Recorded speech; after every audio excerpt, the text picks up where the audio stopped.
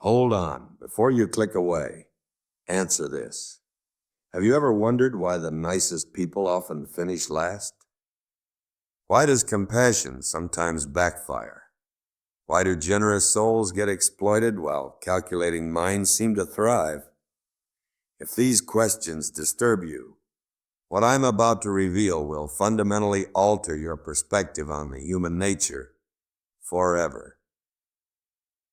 Most of us carry a dangerous assumption that virtue automatically shields us, that being decent guarantees safety, that helping others builds unbreakable bonds, that speaking truth commands authority.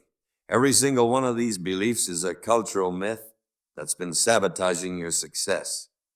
The fundamental error we all commit is equating virtue with security.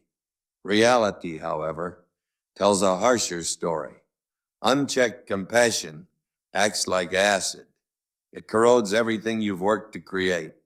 Your professional standing, your personal connections, your ambitions, all of it vulnerable. Niccolò Machiavelli understood this centuries ago. He observed virtuous princes, toppled from power. He witnessed compassionate monarchs annihilated by enemies. He documented philanthropists backstabbed by those they'd rescued. And he preserved these lessons for posterity.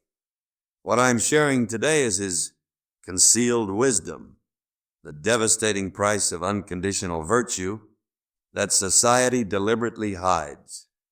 Over these next minutes, you'll discover why. Your decency is secretly undermining your position. Why others don't honor your integrity. They weaponize it. And crucially, how to convert virtue from your Achilles heel into your ultimate advantage. Let me clarify something immediately. I'm not advocating cruelty.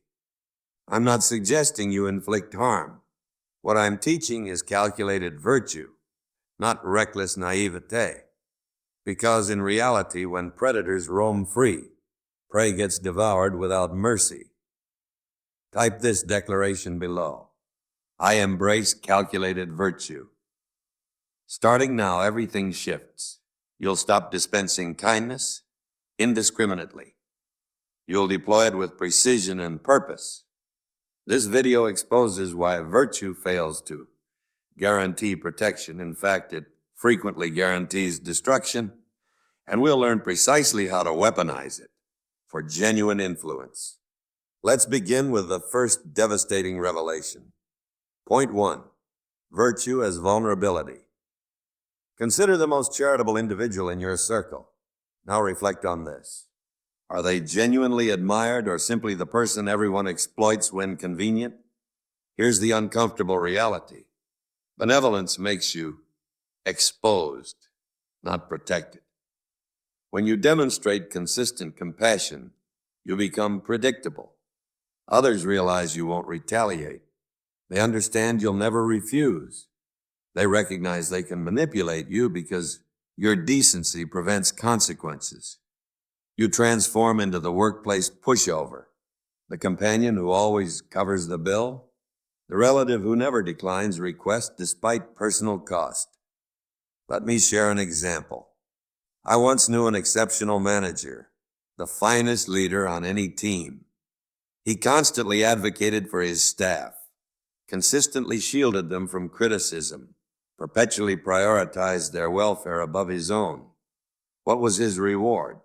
Management promoted someone else instead. Why? Because agreeable people don't project leadership. They project servitude. People exploit your virtue. They don't respect it. Think carefully. When someone remains perpetually available, their assistance loses meaning.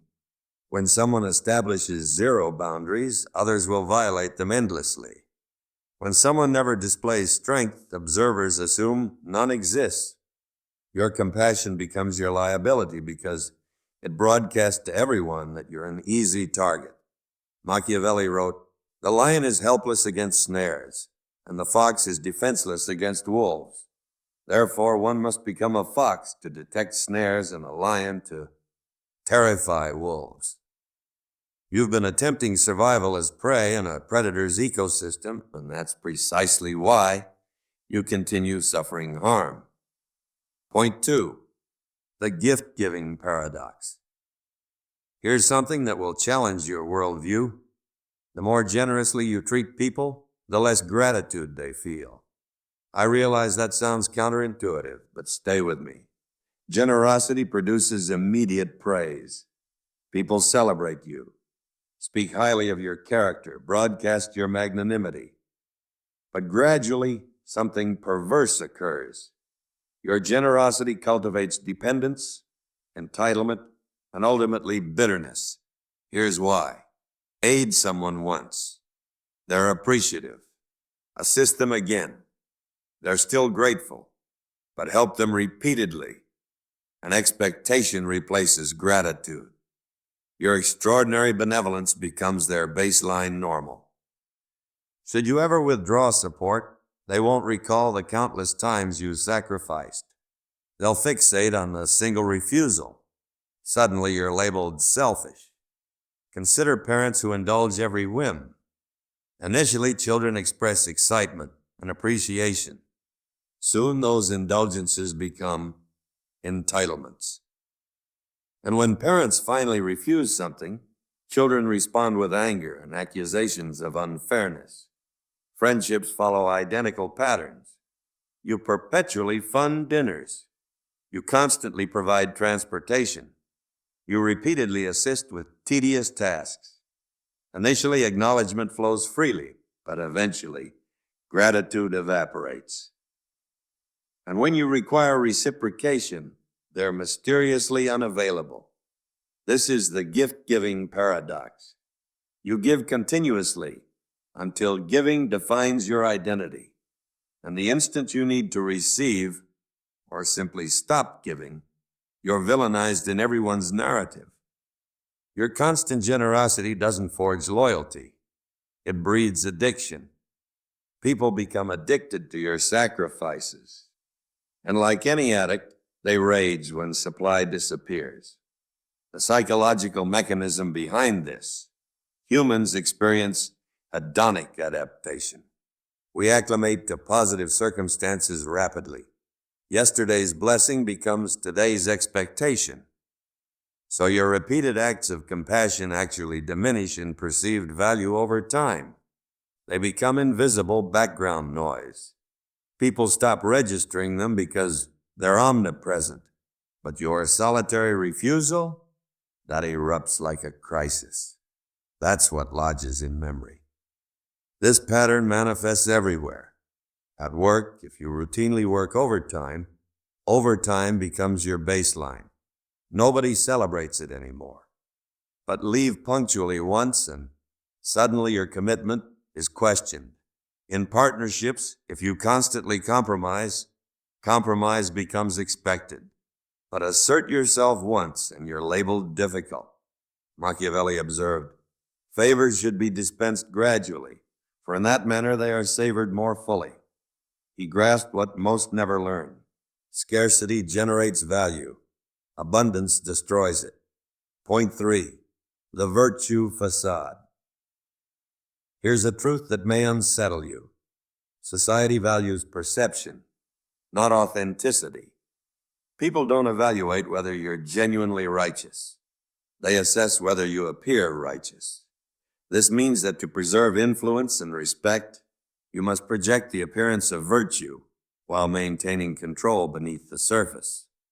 Examine the most accomplished individuals you recognize. Did they ascend through authentic universal kindness? Absolutely not. They rose by being intelligent about when, how, and with whom they display compassion. They smile publicly and execute difficult choices privately. They grasp that the appearance of righteousness yields more power than righteousness itself. This isn't about dishonesty. This is about tactical awareness. Consider this analogy. A surgeon must incise your body to preserve your life. Is the surgeon being vicious? Obviously not. Genuine leaders comprehend that sometimes true benevolence requires appearing temporarily harsh Sometimes aiding someone requires denying them. The virtue facade isn't deception, it's timing. It's understanding when to reveal your compassionate side and when to reveal your steel. Most people invert this. They display weakness to adversaries and strength to allies. Intelligent people reverse this equation. Machiavelli declared, "All see what you seem to be, few know what you are." He understood that perception constructs reality. Point 4, the resource equation.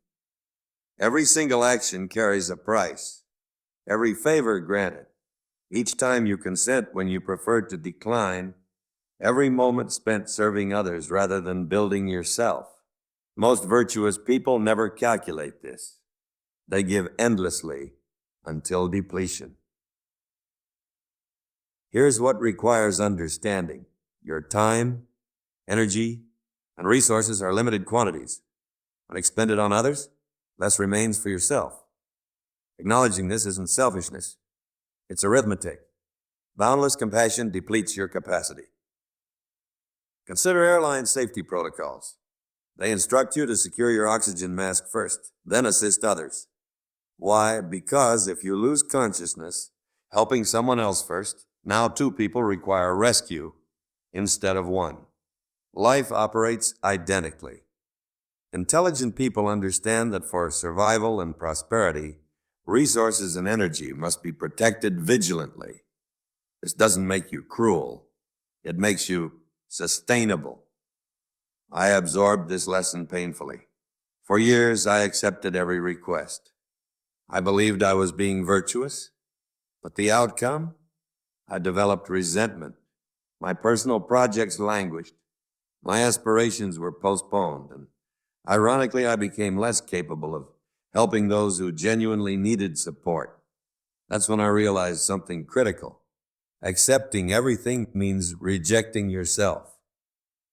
History's most generous figures weren't those who accepted everything. They were those who declined most things so they could accept the right things magnificently. Machiavelli stated, "Whoever wishes to be obeyed must understand how to command." Point 5, virtue as weaponry.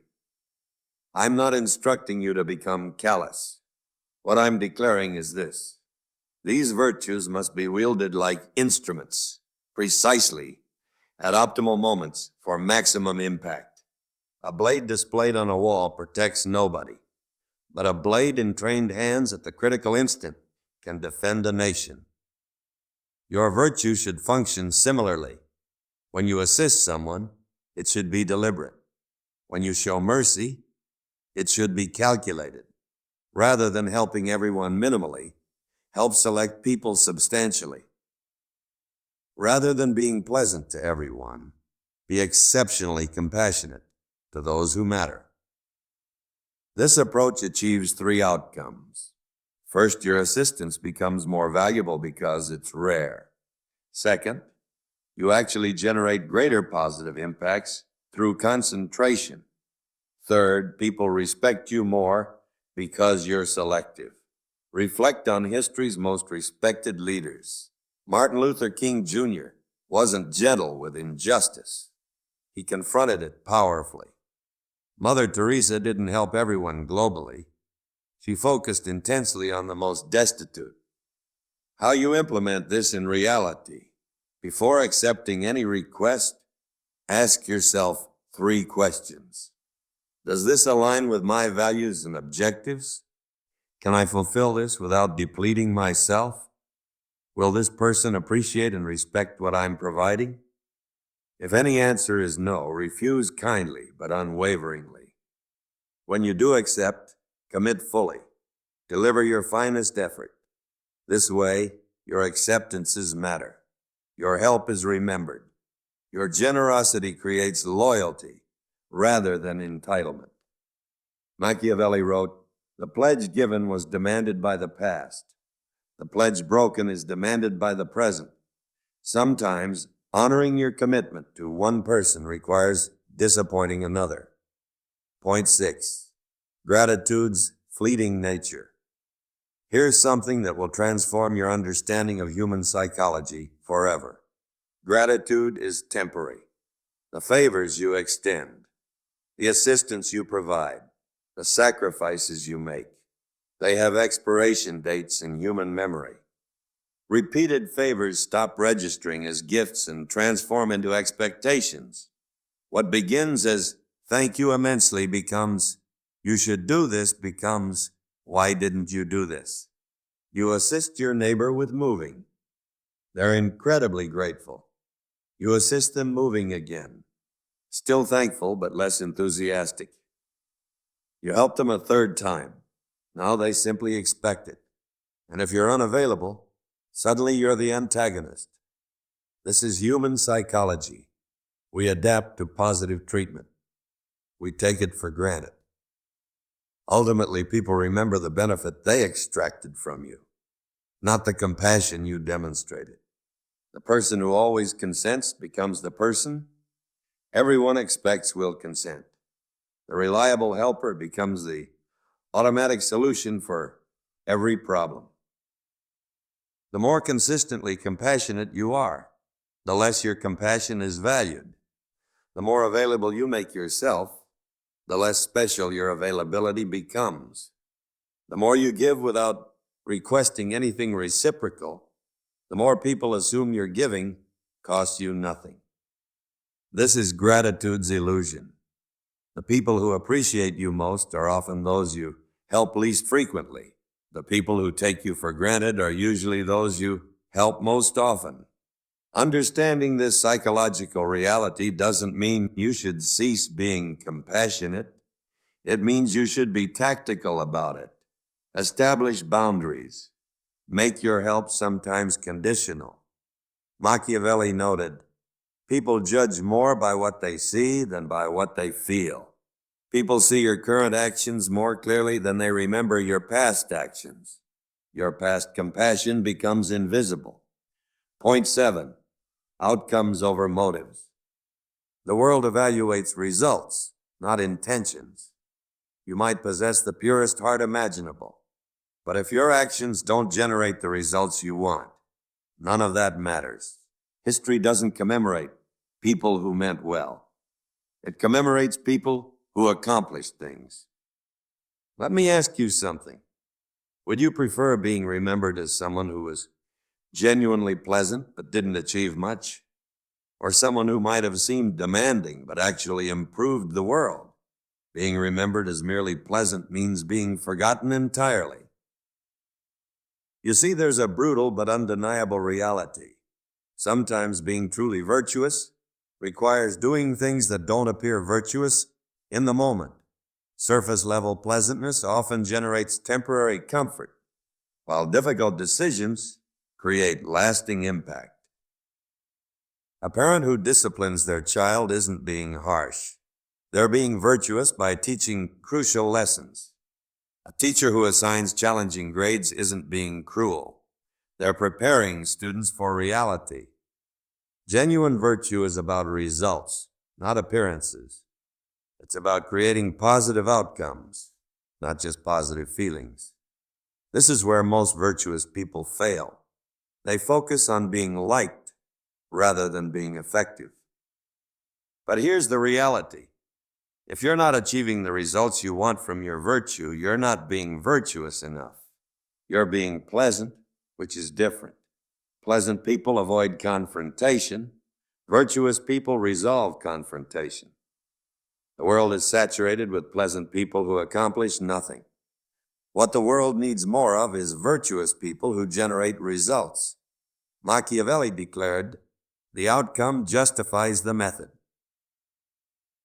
What it genuinely means is that your virtuous intentions don't matter if they don't create virtuous results.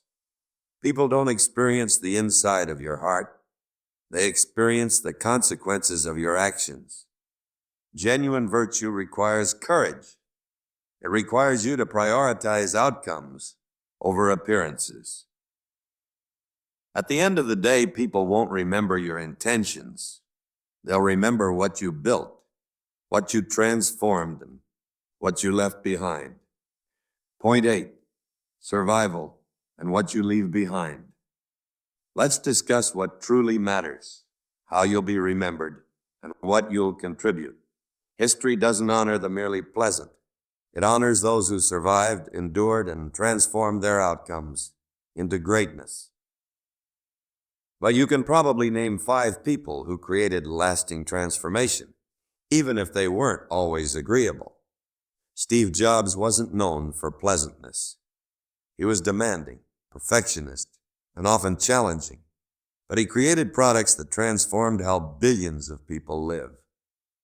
Here's what most people don't understand about legacy. You can't leave a positive mark on the world if you don't survive long enough to make one. And survival, in business, in relationships, in life, requires more than just being virtuous. It requires being intelligent, calculated, and sometimes tough. The most compassionate people can't help anyone if they get crushed by those who exploit them. The most generous people can't give anything if they give everything away prematurely. You must survive first. Then you can thrive. Then you can create the legacy you want. This means protecting yourself so you can protect others, building yourself up so you can lift others up. Examine the people who create lasting positive change. They're not pushovers. They're not people pleasers. They're not afraid to refuse, establish boundaries, and make difficult decisions. They understand that being virtuous isn't about being weak. Machiavelli wrote, "It is preferable to be feared than loved if you cannot be both." What he genuinely meant is this: respect matters more than affection. Impact matters more than popularity. You don't have to choose between being virtuous and being strong. You can be both. But if you must choose strength first, because strength gives you the power to be virtuous when it counts. We've covered substantial ground today, but let me leave you with the most crucial lesson of all. Virtue without calculation is the most dangerous trap you can fall into. It makes you vulnerable to those who would exploit you.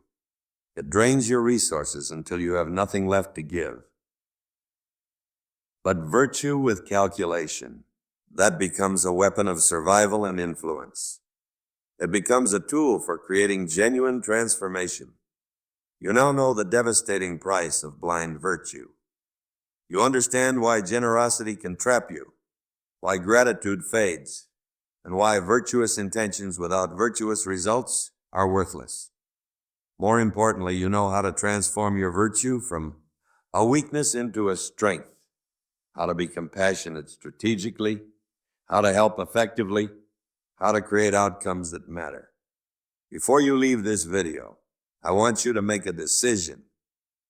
Or are you going to start being virtuous in the new way? Strategically, effectively, powerfully. So here's the real question. Will you let virtue weaken you, or will you master it and turn it into power? The choice is yours. If this video opened your eyes to something new, hit that like button for Mind Verity. If you want more truth that challenges how you see the world, subscribe to this channel and ring the notification bell. Your virtue is not your weakness. When used strategically, it becomes your greatest strength. Drop this final declaration in the comments. I master calculated virtue. Remember, in a world full of predators, don't be prey, be a guardian. Thank you for watching, and I'll see you in the next video.